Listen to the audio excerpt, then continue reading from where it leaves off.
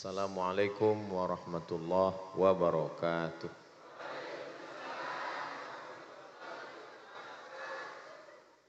Kalau Tuan pergi ke Mekah, jangan lupa, lupa pula pantun.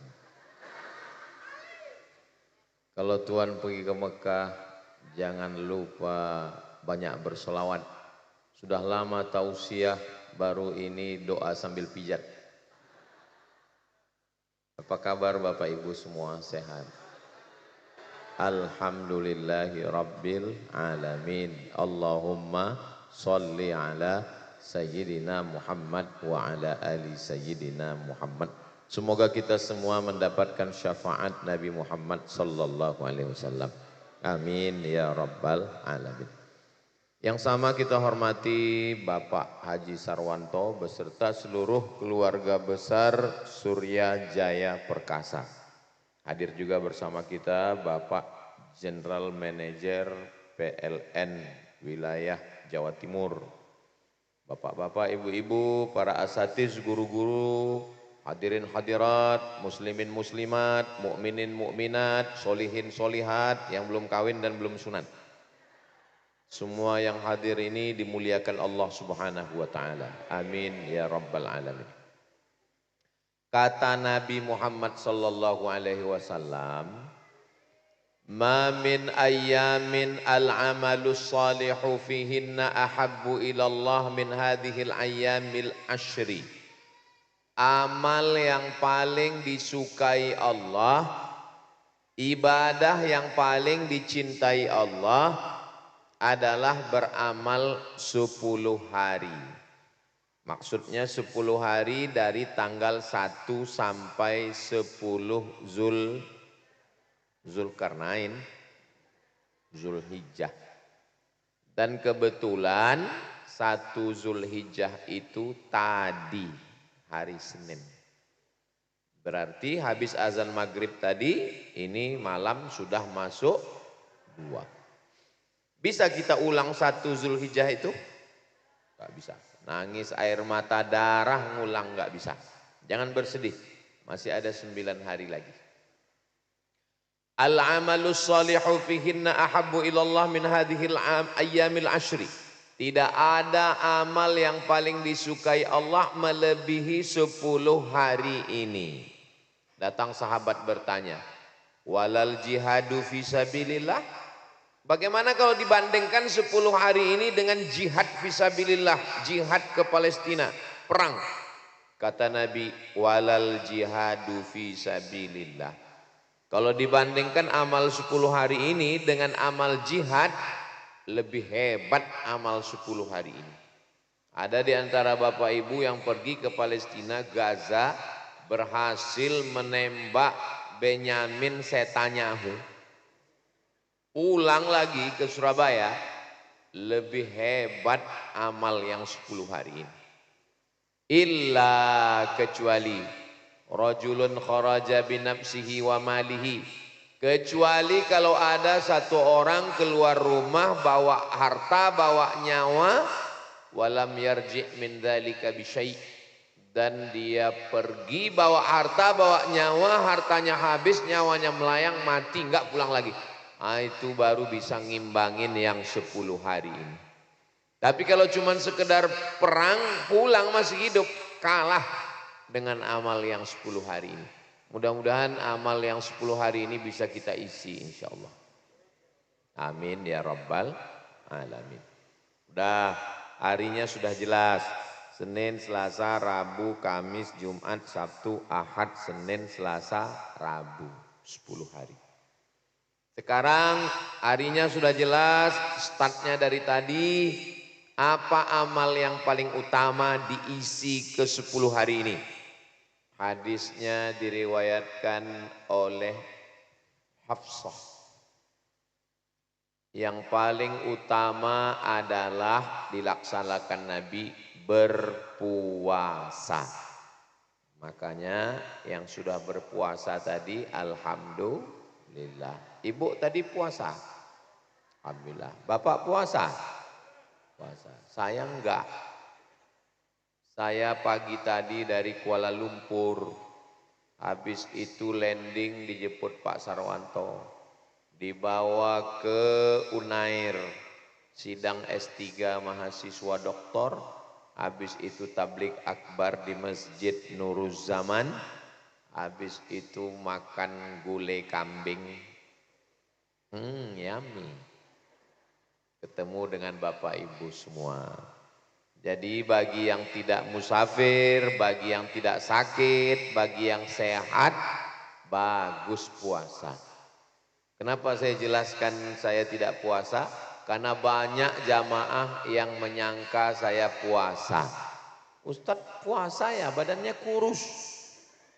Saya kurus ini bukan karena puasa, memang sudah takdir kurus. Yang sanggup puasa bagus. Tadi kami puasa, tadi kami di Unair makan nasi kotak, nasi Arab.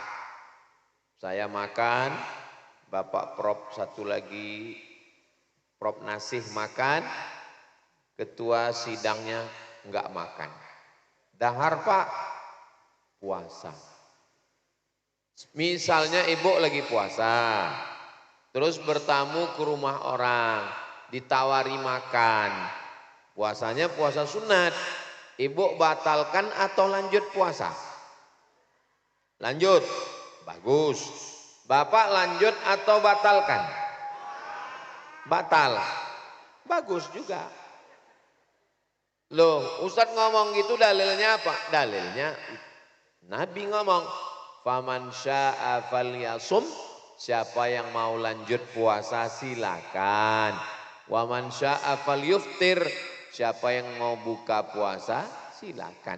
Kebetulan Pak Prof tadi dia lanjut puasa, ya saya enggak tersinggung. Kita enggak boleh tersinggung. Waduh, dia kok enggak makan.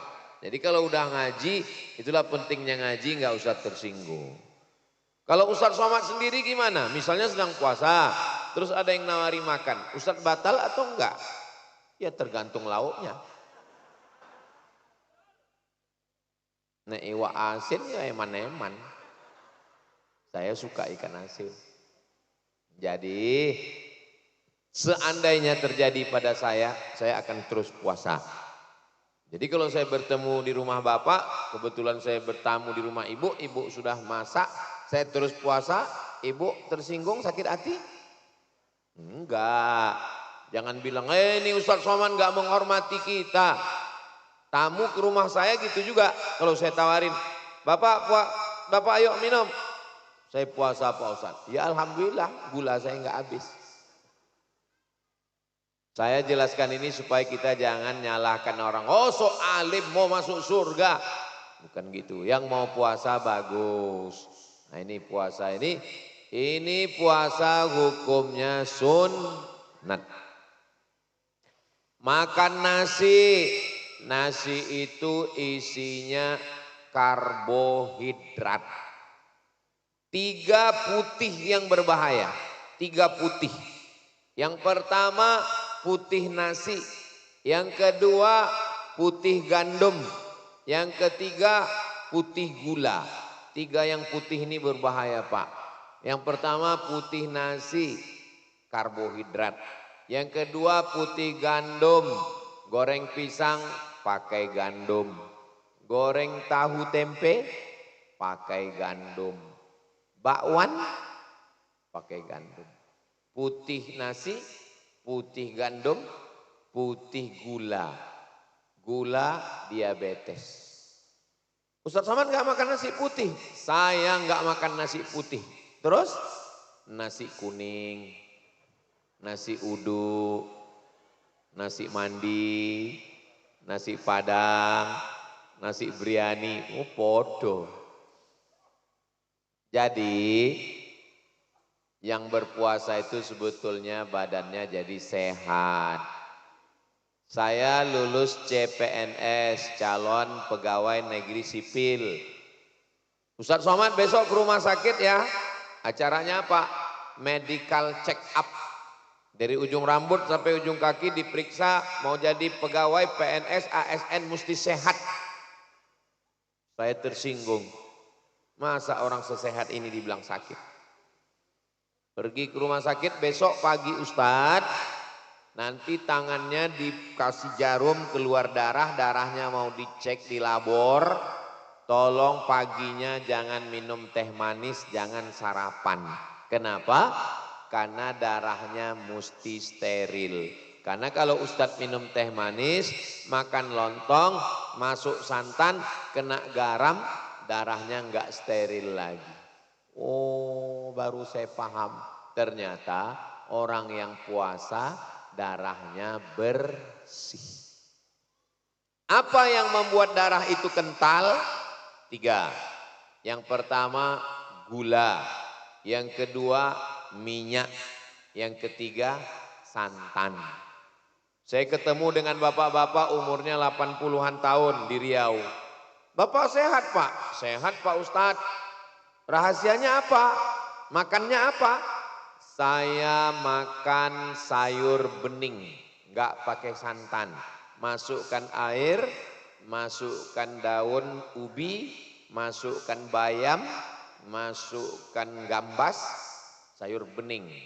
Enggak pakai minyak, enggak pakai santan. Dan kalau ikan, ayam, daging bakar, enggak pakai minyak.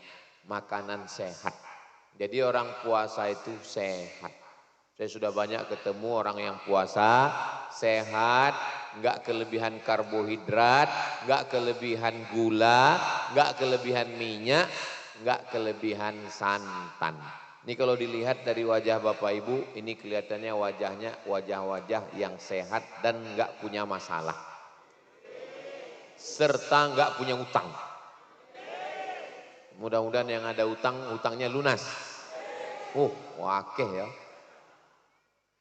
Bapak Ibu yang dimuliakan Allah Subhanahu wa taala. Jadi dengan penjelasan saya ini yang sudah puasa mudah-mudahan puasanya istiqomah. Sekarang banyak perempuan puasa mau apa? Diet. Mau kurus. Enggak penting mau gemuk, mau kurus, yang penting sehat. Yang penting sehat. Saya kurus, sehat.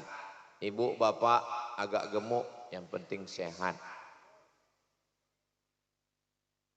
Segemuk apapun kita, jangan merasa besar. Karena yang maha besar itu hanya Allah Subhanahu wa ta'ala. Saya buat posting begitu di Instagram.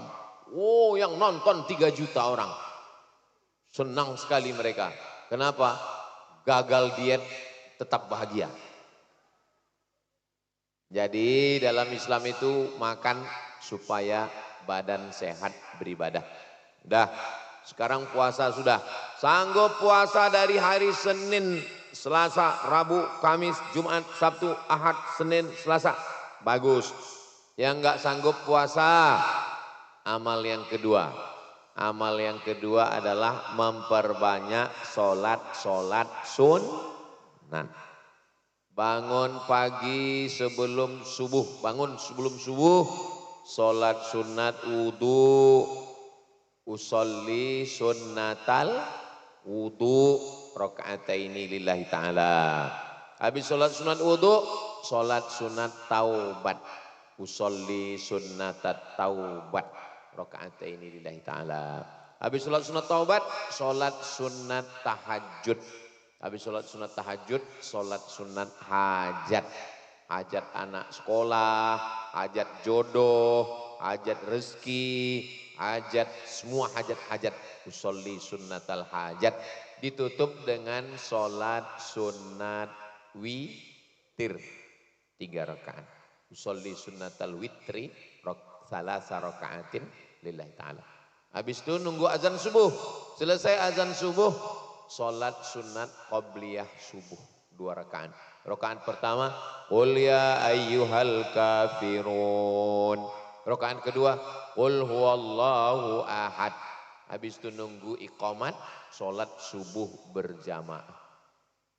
Habis sholat subuh, kalau kebetulan hari Sabtu, hari Ahad libur, nunggu matahari terbit. Setelah terbit matahari, sholat sunat isyraq, terbit matahari. Usolli sunnatal isyraq, raka'ataini lillahi ta'ala. Habis itu sholat duha, qabliyah zuhur, ba'diyah zuhur, qabliyah asar, qabliyah maghrib, ba'diyah maghrib, qabliyah isya, ba'diyah isya. Adapun sholat taubat siang, petang, sore, pagi, malam bisa. Sholat hajat siang, petang, pagi, sore, malam bisa. Sholat tahajud malam saja, sholat duha pagi saja. Nah, ini memperbanyak sholat sunat. Ayatnya Pak Ustadz, kulhu. Sering kalau saya sudah cerita tentang sholat sunat, pasti pertanyaannya ayatnya Pak Ustadz, ayatnya bebas. Bagaimana kalau saya sholat sunat ayatnya kulhu terus? Boleh. Faqra'u ma tayassara minal Qur'an, bacalah yang mudah dari Al-Qur'an. Waddu'a, alam nasrah, idza ja, qul ya, qulhu, al-falaq, an-nas, memperbanyak sholat-sholat sunat.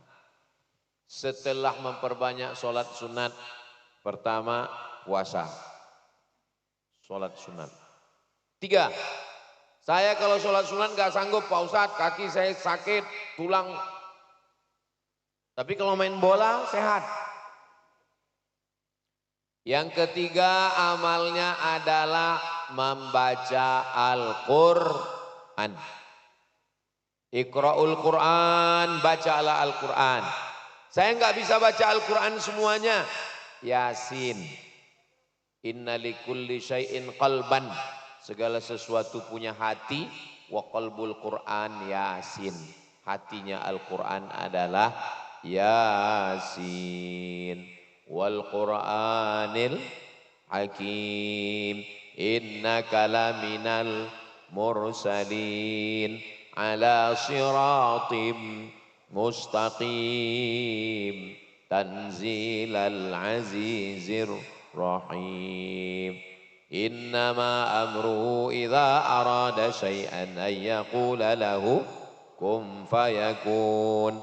Fasubhanalladzi biyadihi malakutu kulli syai'in wa ilaihi turja'un. Baca Yasin bagus, karena Yasin itu hatinya Al-Quran. Tapi kalau dia baca dari pangkal Al-Fatihah, Alif Lam Mim, dzalikal kitabu la raiba fihi hudal lil muttaqin. Gimana kalau enggak khatam 10 hari ini Pak Ustaz? Ya enggak apa-apa. Yang penting baca, dapat 1 juz alhamdulillah. Setengah juz, saya kalau 1 juz ringan Pak Ustaz. Saya 1 hari 3 juz, juz mangga, juz melon, juz pokat. Enggak mesti khatam. Saya baca Quran tapi enggak ngerti artinya Pak Ustadz. Wa idza quri'al Quran, kalau ada yang orang baca Quran, fastami'u lahu, dengar baik-baik, wa ansitu, diam, la'allakum turhamun. Lawang dengar baca Quran aja dapat pahala, apalagi baca Quran. Baca Quran bagus, baca Quran lihat artinya bagus, baca Quran baca terjemahnya bagus, baca Quran saja dengar pun dapat pahala, apalagi mau baca Quran. Saya enggak lancar baca Quran Pak Ustadz.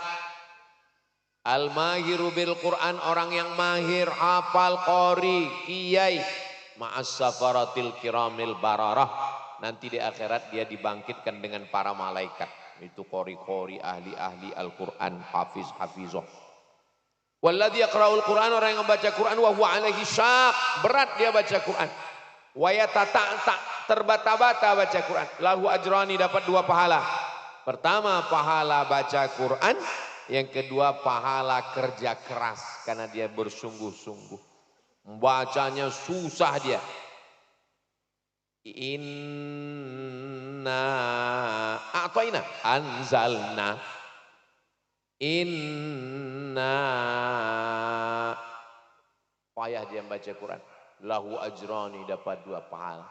Pertama pahala dia mau baca Quran. Pahala yang kedua karena dia bekerja keras membaca Al-Quran. Enggak mesti khatam. Dapat 5 juz, nanti habis 10 hari lanjutkan juz 6, juz 7. Puasa. baca Quran, sholat, baca Quran. Yang keempat, zikir. Saya nggak sanggup puasa Pak Ustadz, berat, saya kerja, sholat sunat. Saya sholat sunat pun kaki saya Pak Ustadz pegal linu, encok, baca Quran. Saya kalau baca Quran Pak Ustadz titik nunnya jadi 3. Zikir, pejamkan mata, zikir. Zikir yang pertama istighfar. Astaghfirullahaladzim alladzi la ilaha illa huwal hayyul qayyum wa atubu ilaih. Setelah istighfar selawat. Allahumma salli ala sayyidina Muhammad wa ala ali sayyidina Muhammad. Setelah selawat tahlil. Afdalu dzikri fa'lam annahu la ilaha illallah, la ilaha illallah, la ilaha illallah. Ya Rasulullah, bagaimana kalau 1/4 hari saya ini isinya sholawat? Pagi sampai maghrib 12 jam. Dibagi 4. 3 jam saya bersolawat. In zitta ala dzalik khairul laka. Kalau sampean tambah, the best. Wapi tenan. Bagaimana kalau setengah hari ini 6 jam saya bersolawat? In zitta ala dzalik khairul laka. Kalau kamu tambah, lebih bagus. Bagaimana kalau 1 hari ini saya isinya bersolawat? Yukfa hammuka wa yughfar laka dzambuka. Yukfa hammuka, segala kesusahan hatimu dihilangkan Allah. Wa yughfar laka dzambuka, segala dosamu diampunkan Allah. Banyak-banyak bersedekah. Banyak-banyak bersolat. Banyak-banyak bersomat. Banyak-banyak bersolawat. Allahumma sholli ala Sayyidina Muhammad wa ala ali Sayyidina Muhammad. Ustadz besok saya mau 1 hari bersolawat. Bagus, Allahumma sholli. Tapi ya ngobrol tetap. Jangan nanti dipanggil sama Bapak Direktur Surya Jaya Perkasa. Gimana produksi pabrik kita? Allahumma sholli ala Sayyidina Muhammad wa ala ali Sayyidina Muhammad. Ya tetap laporan ngobrol biasa. Jangan gara-gara sholawat, tetap pas lagi kerja Allahumma sholli ala sayyidina Muhammad. Jangan istri nelpon, gimana kabar sampean Mas? Saya Allahumma sholli ala sayyidina Muhammad. Allahumma sholli ala sayyidina Muhammad wa ala ali sayyidina Muhammad. Saya tadi di pesawat dari Kuala Lumpur, Allahumma sholli ala sayyidina Muhammad wa ala ali sayyidina Muhammad. Habis itu tertidur. Tiba-tiba ada yang geser kursi saya nyender gini, suruh duduk sini. Kenapa digesernya? Pesawat mau landing. Oh nggak boleh nyender, mau landing. 2 jam tertidur nggak terasa. Dibuka dengan sholawat, ditutup dengan sholawat. Jadi mau tidur tuh kalau mau tenang, sholawat. Kenapa orang payah tidur? Ya mikir macam-macam. Cobalah malam ini sholawat. Allahumma sholli ala sayyidina. Kadang orang baru Allah.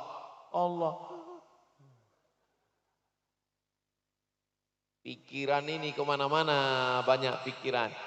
Jadi orang yang berzikir itu hatinya tenang. Ala bidzikrillahi tatmainnul qulub. Dengan banyak berzikir hati menjadi tenang. Paling bagus puasa. Gak sanggup puasa, sholat sunat. Gak sanggup sholat sunat, baca Quran. Gak sanggup baca Quran, zikir. Gimana kalau sanggup keempat-empatnya? Mantap. Puasa juga, sholat sunat juga, baca Quran juga, zikir juga. Saya zikir pun gak sanggup Pak Ustadz, mati aja. Allah buat kita hidup sampai sekarang ini untuk apa kita hidup ini? Alladzi khalaqal mauta, Allah yang menciptakan mati. Wal hayata, Allah yang menciptakan hidup. Untuk apa? Liyabluwakum ayyukum ahsanu amala, untuk beramal soleh. Puasa, sholat, baca Quran, zikir. Yang kelima, memperbanyak sodakoh. Sodakohnya berapa? 1000 sehari. 1 bulan 25. Loh, 1000 sehari 1 bulan 30. Tanggal merah nggak dihitung. Yang ngambil uangnya siapa? Gerakan infak beras. Infak 1000 sehari didoakan ribuan santri. Ibu kalau infak 1000 sehari, 1 bulan 25.000, dibelikan beras, didoakan santri se-Indonesia yang dapat makan beras itu 600.000 orang. Jamaah haji Indonesia 300.000. 10% dari jumlah penduduk Indonesia. Anak santri yang dapat beras dari program gerakan infak beras ini, transferkan segera ke nomor rekening 3529400043.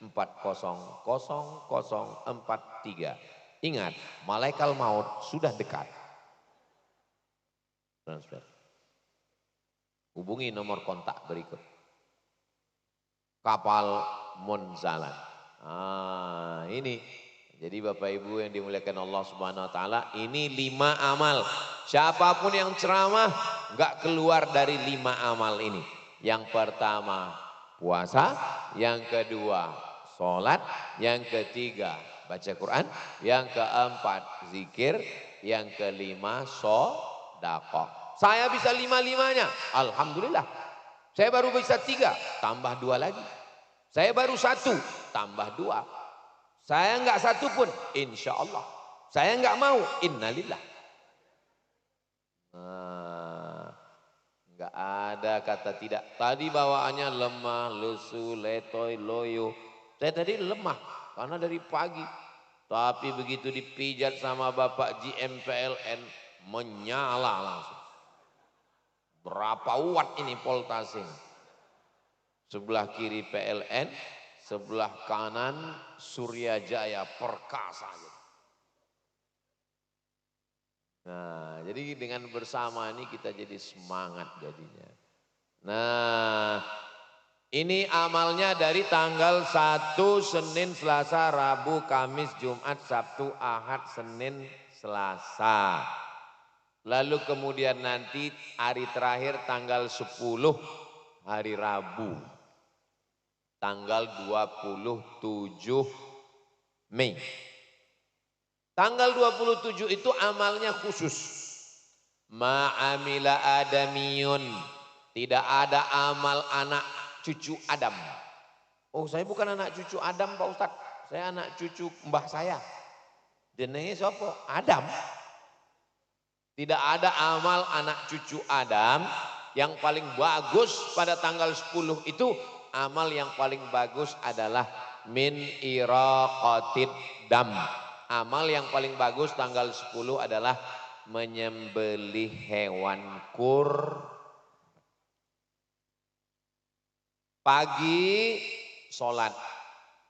Allahu Akbar, Allahu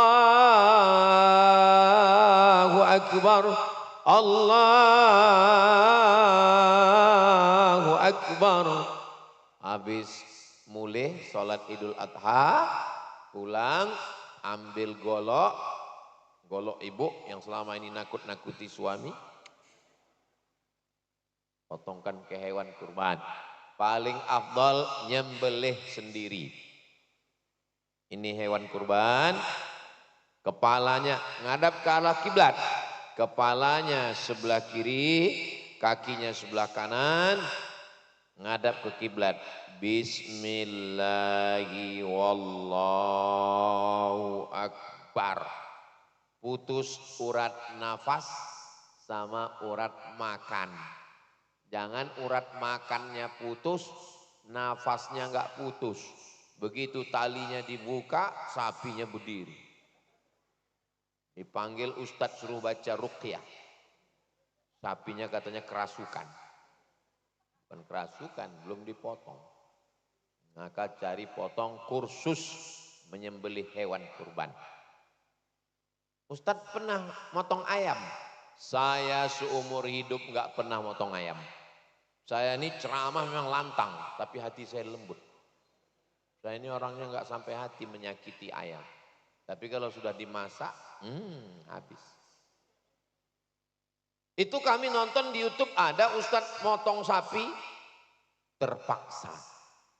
Karena habis pelatihan. Habis pelatihan motong sapi pakai batang pisang. Pas besoknya sholat Idul Adha. Habis Idul Adha dipanggil. Kepada Ustadz Abdul Somad dipersilakan maju ke depan motong. Ya nggak mungkin kita nolak. Hilang harga diri kita. Kamera sudah menyala. Mana pisaunya? Bismillah, Allahu Akbar. Lah, wal awwal wal akhiru. Itu yang pertama dan terakhir. Nah, tarik dari atas. Jadi Bapak, bagi perempuan tidak dianjurkan untuk motong. Tapi kalau ono sing wani, ya ora apa-apa. Kalau ada di antara mana tahu nanti di masjid ditanya, ibu berani motong? Jangankan motong sapi, suami saya pun saya berani potong. Perempuan motong boleh, bukan nggak boleh. Nah, kalau dia berani, nah, tapi laki-laki yang motong. Bapak walaupun udah kursus, kalau nggak punya keberanian jangan dicoba. Karena ada orang mabuk darah, begitu lihat darah banyak, sapinya nggak mati, yang motong pingsan. Serahkan pada ahlinya. Bismillahirrahmanirrahim, Allahu Akbar. Setelah itu dibuka belah dada kambing, dada sapi.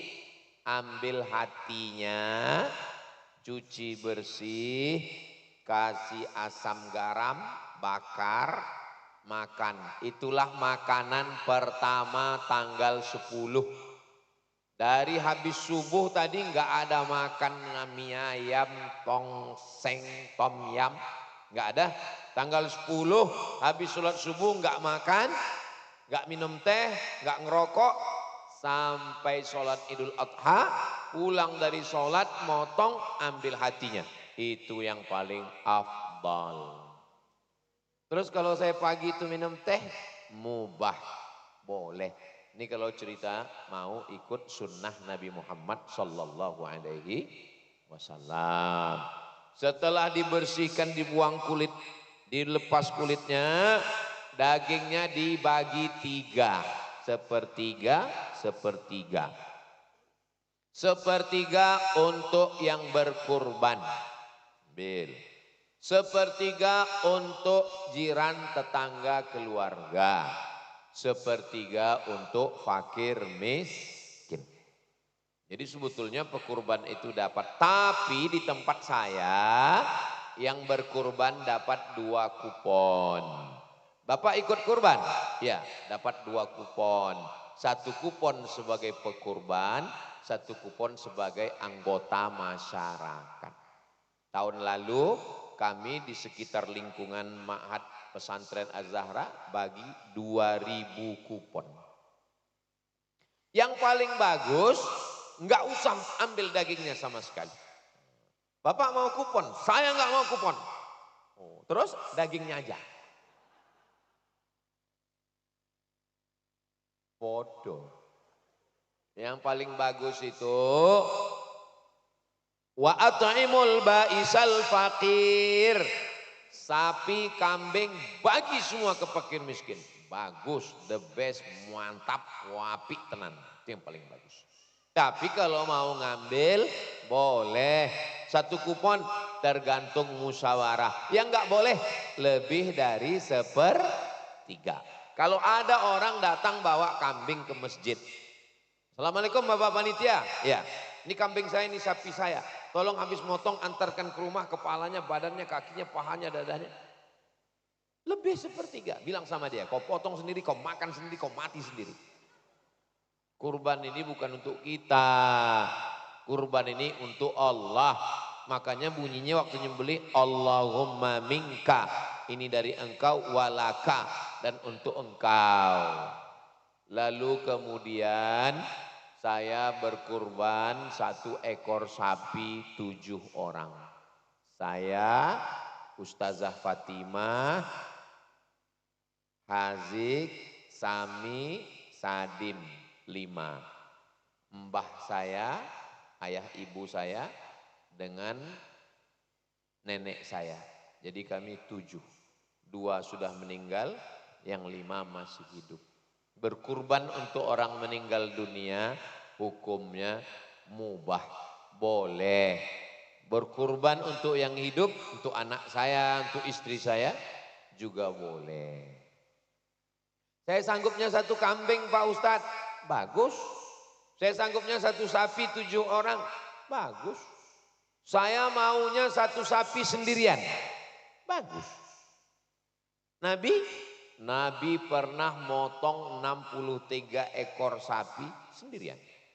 Habis itu dia beli pisau kepada Ali. Sayyidina Ali potong lagi 37 sendirian. 37 tambah 63, 100 ekor Nabi sendirian. Boleh. Jadi kalau ada ibu mau motong saya sendirian 100 ekor. Mantap, ekornya aja. Nah, yang enggak ada tuntunannya 1 ekor sapi 8 orang, enggak ada. 7. Kalau 1 boleh. Saya belum sanggup kurban sapi, jadi tahun ini saya kurban puyuh. Enggak ada. Ya enggak ada. Kalau ibu, saya untuk tahun ini korban perasaan aja Pak Ustadz. Enggak ada. Jadi korban kambing, korban sapi, korban kerbau, korban unta. Nah ini semua. Nah ini bagus. Bagi yang sudah berkurban alhamdulillah. Man wajada sa'atan, siapa yang mampu. Walam yudhahi, enggak mau berkurban. Fala yaqrabanna musallana, jangan dekat-dekat tempat sholat Idul Adha. Jangankan ikut sholat, dekat-dekat pun enggak boleh. Kenapa? Bakhil, medit, pelit, kikir, gak mau keluar duit. Nah, berkurban hukumnya wajib menurut mazhab Hanafi. Jadi kalau ada ustadz yang ceramah, berkurban itu hukumnya wajib, mazhab Hanafi. Kita mazhab Syafi'i. Alhamdulillah mazhab Syafi'i. Berkurban hukumnya sunat muakkad. Jadi kalau enggak berkurban ya enggak apa-apa. Kalau berkurban ya bagus. Ustadz tahun ini berkurban, kurban. Tahun lalu kurban, tahun depan mudah-mudahan kita dibukakan pintu rezeki untuk berkurban. Berkurban orang Surabaya, dagingnya dibawa ke Papua. Hukum membawa daging lebih dari jarak qashar sholat gak boleh, kecuali daerah lingkungan itu sudah dapat. Jarak qashar sholat 82 km. Ke Papua berapa kilo? Ya jauh. Hitung sendiri, 1 jam pesawat 1000 kilo, 2 jam pesawat 2000 kilo. Ke Papua 4 jam 4000 kilo. Nah jadi jauh, tapi kita husnuzon sebagian Surabaya ini sudah dapat daging semua. Itulah kenapa beberapa daging ada yang dikirim ke saudara kita. Bagi bapak ibu di Surabaya mungkin makan daging kambing ini biasa aja. Tapi ada saudara kita yang jauh di perkampungan sana, gak pernah ngelihat kambing. Ngelihat kambing cuma di TV. Begitu dia dapat kambing senang sekali. Ah, itulah yang ditransfer jauh-jauh. Ah, ini kambing. Nah, ini bagus sekali. Waktu penyembelihannya tanggal 10. Tanggal 11 masih bisa. Tanggal 12 masih bisa. Tanggal 13 masih bisa. 4 hari. 10, 11, 12, 13 sampai setelah asar masih bisa. Selama belum azan maghrib. Jadi masih terbentang kesempatan untuk berkurban. Takbirnya juga 4 hari. 10, 11, 12, 13. Takbirnya enggak mesti di masjid. Ibu juga di rumah bertakbir sambil masak gulai kambing. Allahu Akbar. La ilaha illallah. Wallahu Akbar. Allahu Akbar walillahil hamd. Nah, jadi takbir nggak mesti sedang di masjid, di rumah pun kita bertakbir. Nah, ini tentang ibadah kurban. Ustadz, ini di tetangga kami di komplek ada non muslim, nggak Islam. Orang yang non muslim boleh dibagi hewan kurban kalau kurbannya kurban sunnah. Emang ada kurban yang wajib? Ada. Kurban yang wajib itu apa? Kurban nazar. Saya bernazar ya Allah, kalau jadi dapat itu cewek cuan. Kata anak muda yang belum nikah. Kalau dapat dia saya berkurban ya Allah. Tapi kalau enggak dapat sampai mati enggak berkurban. Kurban nazar, kurban wajib enggak boleh dikasih kepada non muslim. Karena zakat wajib enggak boleh. Tapi kok sodakoh boleh. Enak aja Ustaz Somad membolehkan kurban untuk non muslim. Mana dalilnya? Dalilnya Asma binti Abi Bakar, anak Abu Bakar. Maknya enggak Islam, non muslim. Datang bertamu, dia minta izin ke Nabi, ya Rasulullah, boleh saya beri dia hadiah? Kata Nabi, beri dia hadiah. Itu dalil boleh memberikan hadiah kepada non muslim. Kita satu komplek, dia mencium baunya, pas ditanya, saya boleh makan daging kambing ini? Ya ayyuhalladzina kafaru. Sakit hati dia. Nah, boleh dia makan daging kambing. Tapi kalau kambingnya nazar wajib nggak boleh. Bilang sama dia, ini kambing wajib. Terus dia nanya, kambing yang sunat mana? Lain ada sunat. Nah ini tentang non muslim. Lalu kemudian tentang kulitnya. Kulitnya ini kadang digunting-gunting, dibagi-bagi. Akhirnya ibu juga nggak sanggup ngolah kulitnya. Terus gimana masalah kulitnya ini Pak Ustadz? Katanya kalau kulitnya dijual ini katanya kurbannya rusak. Hadisnya sahih. Man ba'a jilda udhiyatihi fala udhiyatalah. Siapa yang jual kulit hewan kurbannya maka tiada kurban baginya. Maksudnya gak boleh dijual uangnya diambil lagi. Karena kurban ini sudah diberikan untuk Allah. Kok diambil lagi? Gak boleh. Tapi kalau kulitnya dijual untuk jadi jaket, untuk buat kerupuk, hasilnya untuk fakir miskin, boleh. Fakir miskin, ya mau kulit? Oh enggak, bau, kami enggak bisa ngolah. Duit mau? Mau. Nah kasih duit. Jual kulitnya. Jualnya kemana Pak Ustadz? Cari www.kulit.com. Halo kulit.com. Ini ada 10 lembar kulit nih. Mau buat jaket, mau buat kerupuk siap gak? Siap. Satu kulit piro? 1 juta. 10 kulit 10 juta. Kemahalan. Satu kulit 100.000. Iya. 10 kulit 1 juta. Nah, bagikan ke fakir miskin. Boleh.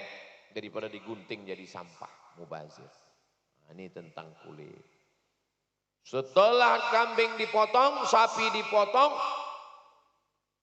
Masjid Al-Ikhlas Suryajaya Perkasa 10 sapi tumbang.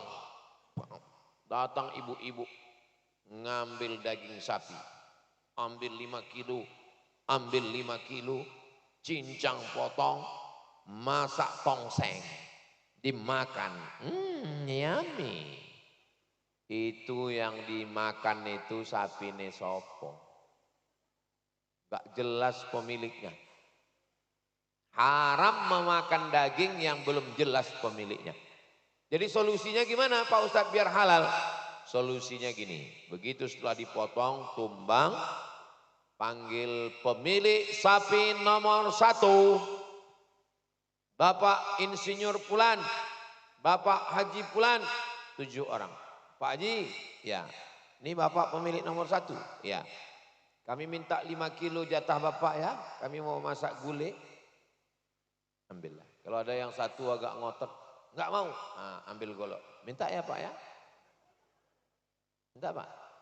Iya. halal. Gitu cara menghalalkannya. Jangan diambil daging ini, belum jelas kepemilikannya. Jangan sampai makan haram. La ta'kulu amwalakum bainakum bil batil. Jangan makan harta kamu dengan cara batil, haram. Jadi darah daging. Nah, jadi saya menunjukkan masalah sekaligus memberikan solusinya. Idza ra'aitum hilala dzulhijjah. Kalau kamu sudah melihat tanggal 1 Zulhijjah, wa arada ahadukum an yudhi, kamu mau berkurban, falyumsik an sya'rihi wa azfarihi. Jangan potong rambut, jangan potong kumis, jangan potong jenggot, jangan potong kuku.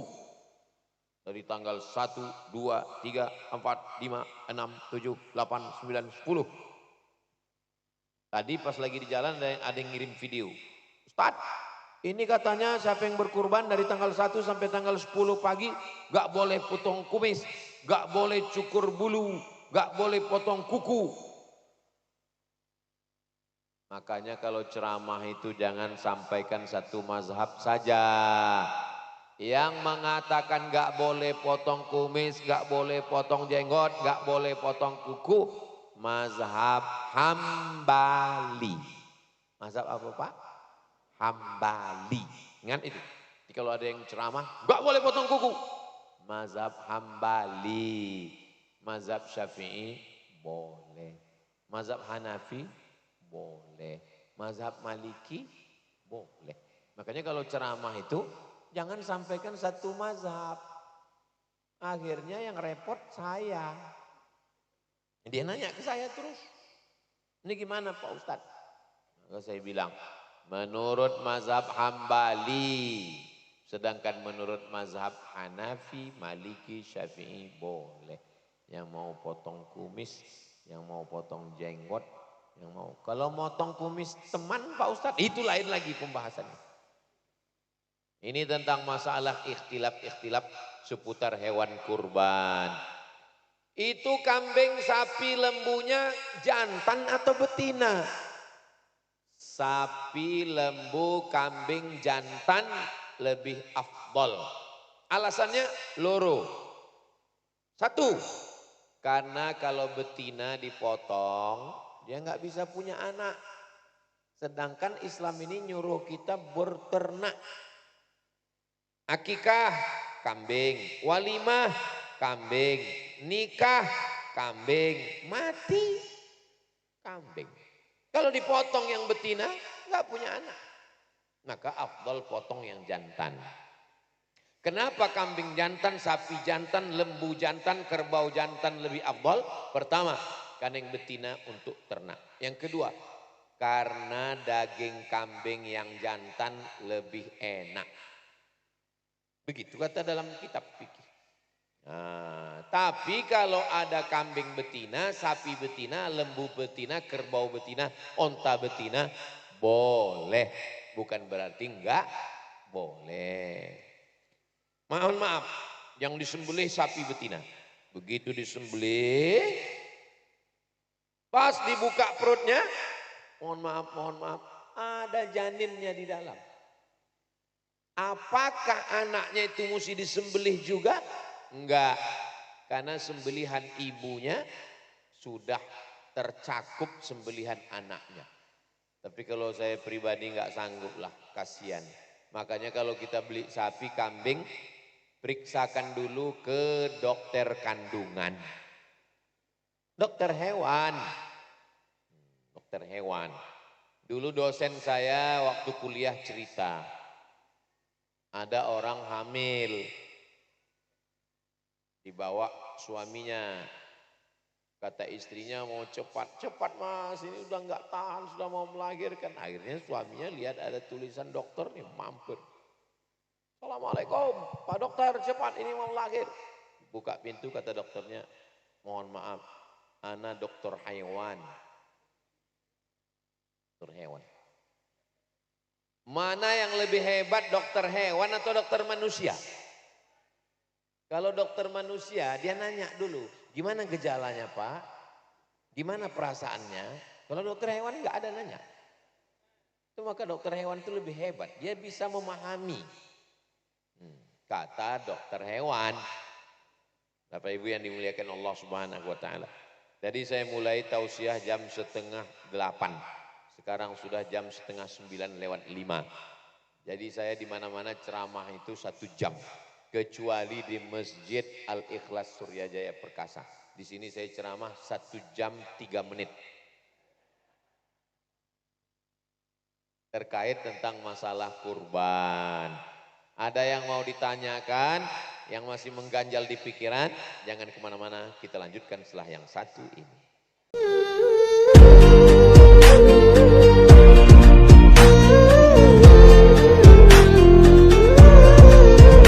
Ya ashiqal Mustafa, abshir binailil muna. Ya ashiqal Mustafa, abshir binailil muna.